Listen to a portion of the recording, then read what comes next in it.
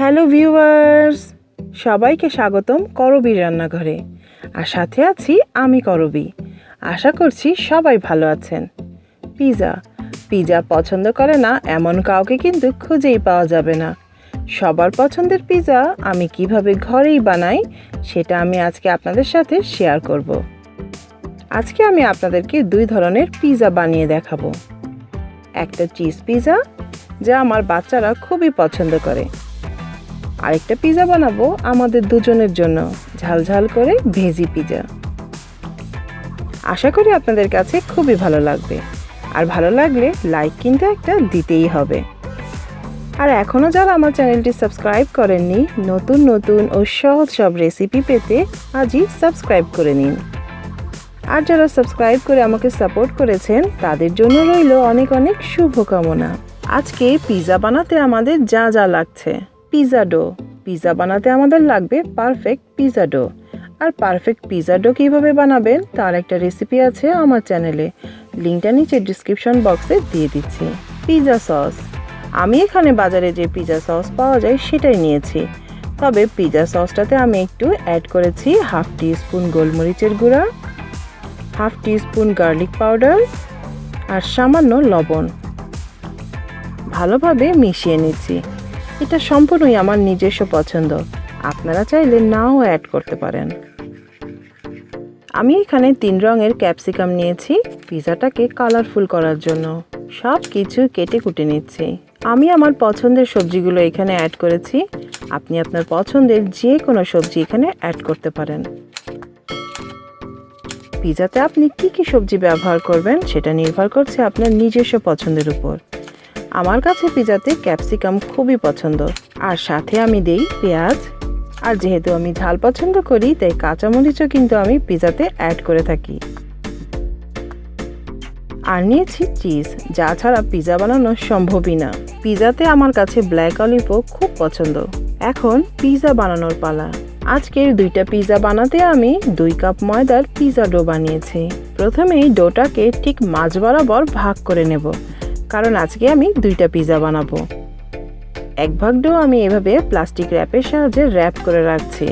আর অন্য ভাগের ডোটা প্রথমেই হাত দিয়ে চেপে চেপে একটু বড় করে নিচ্ছি।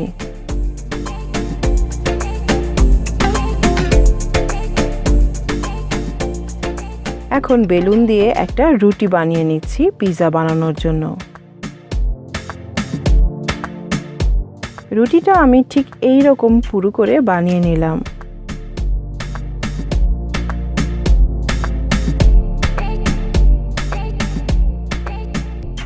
এখন বেকিং ট্রেতে রেখে রুটিটাকে কাঁটা চামচের সাহায্যে পোক করে নেব। এতে করে পিৎজাটা মাঝখান থেকে ফুলে উঠবে না।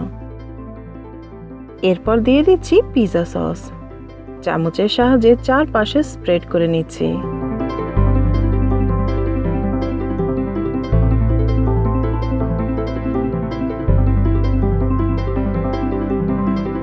এরপর চিজ।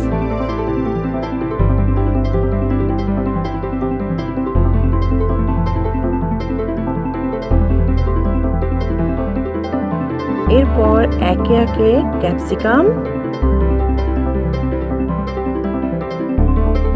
পেঁয়াজ, ব্ল্যাক অলিভ,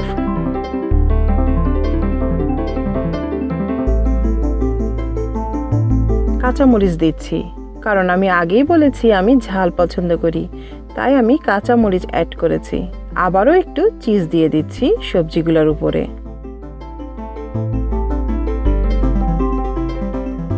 সামান্য একটু চিলি ফ্লেক্সও উপরে ছড়িয়ে দিলাম। এতে কিন্তু দারুণ একটা ফ্লেভার ছড়াবে। আমি এখানে টমেটো দিচ্ছি না, কারণ টমেটো থেকে পানি ছাড়তে শুরু করে আর পিৎজাটাকে নরম করে ফেলে। এখন আমি একটা প্রিহিটেড ওভেনে 180 ডিগ্রি সেলসিয়াসে 35 মিনিটের জন্য পিৎজাটাকে বেক করে নেব। রেখে দেওয়া ডোটা দিয়ে এখন একটা চিজ পিৎজা বানাবো আমার বাচ্চাদের জন্য, ঠিক আগের মতো। প্রথমে একটা রুটি বানিয়ে নিচ্ছি।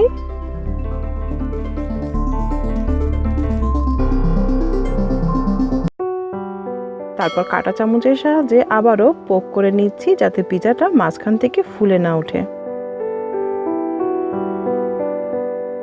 পিৎজা সস দিয়ে তারপর চিজ দিব।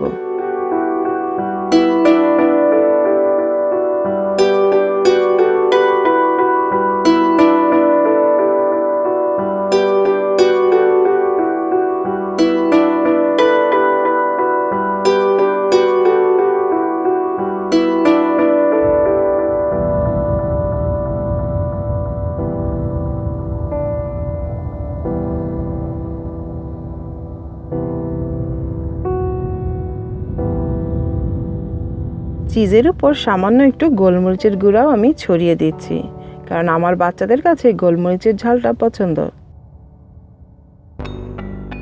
এখন একই ওভেনে বেক করে নিচ্ছি 35 মিনিটের জন্য। 35 মিনিট পর আমার ভেজি পিৎজা খাওয়ার জন্য একদম রেডি। এত সুন্দর একটা গন্ধ বেরিয়েছে। ঠান্ডা ঠান্ডা স্নোর ডেতে ঝাল ঝাল পিৎজা কিন্তু খেতে দারুণ লাগবে।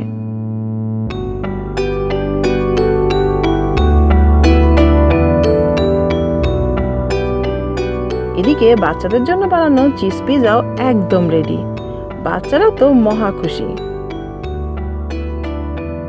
হয়ে গেল একই ডো দিয়ে 2 ধরনের পিৎজা।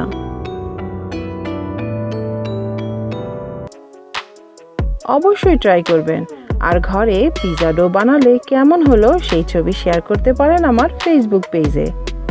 যে কোনো রেসিপির ভিডিও শেয়ার করতে পারেন আমার রান্নাঘর গ্রুপে।